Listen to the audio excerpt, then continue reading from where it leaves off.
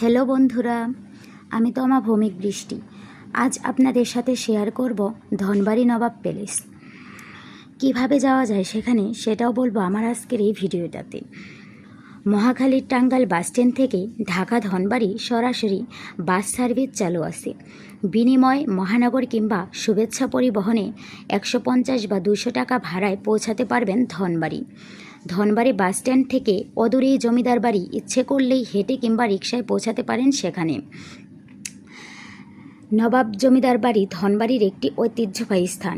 এটিকে ধনবাড়ি বা জমিদার বাড়ি বা নবাব প্যালেস বলা হয়। মূলত এর নাম নবাব বাড়ি বা নবাব প্যালেসই ছিল, কিন্তু বাড়িটি জমিদারের হওয়ায় স্থানীয়রা একে জমিদার বাড়ি বলেই ডাকতেন। স্থানীয়দের কাছে জমিদার বাড়ি বলেই অধিকতর পরিচিতি লাভ করে, তাই ধনবাড়ির যে কাউকে জমিদার বাড়ি বললেই দেখিয়ে দেবে বাড়িটি যাওয়ার পথ।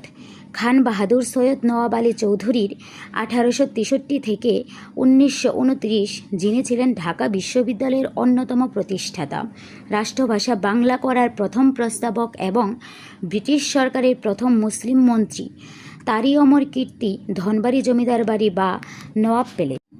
সৈয়দ নওয়াব আলী চৌধুরী 1919 সালে ব্রিটিশ লর্ড রোনাল্ডসকে আমন্ত্রণ করার জন্য জমিদার বাড়িটি তৈরি করেছিলেন।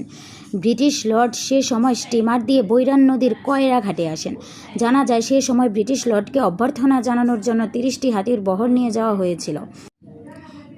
এ দেশের পরিবেশ প্রকৃতিতে এককালে যে প্রচুর সংখ্যক বন্যপ্রাণী ছিল, এই ঘটনা সেই সাক্ষ্যই দিচ্ছে। জমিদার নওয়াব আলীর সাথে ইশাখার বংশধরদের যে কিছু সম্পর্ক ছিল সেটাও জানা যায়। নবাবের প্রথম স্ত্রী আলতাফুন নাহার ছিলেন নবাব আব্দুস সুবহানের মেয়ে। আব্দুস সুবহান ছিলেন বগুড়ার জমিদার। তিনি ইশাখার শেষ বংশধর সায়েদা আক্তার খাতুনকে দ্বিতীয় স্ত্রী হিসেবে গ্রহণ করেছিলেন। সৈয়দা সাকিনা খাতুন চৌধুরানী। সাকিনা খাতুনের বংশপরিচয় সম্পর্কে তেমন কিছু জানা যায়নি, তবে 1863 সালে জন্মগ্রহণকারী নবাব আলী তৃতীয় স্ত্রী সৈয়দা সাকিনা খাতুন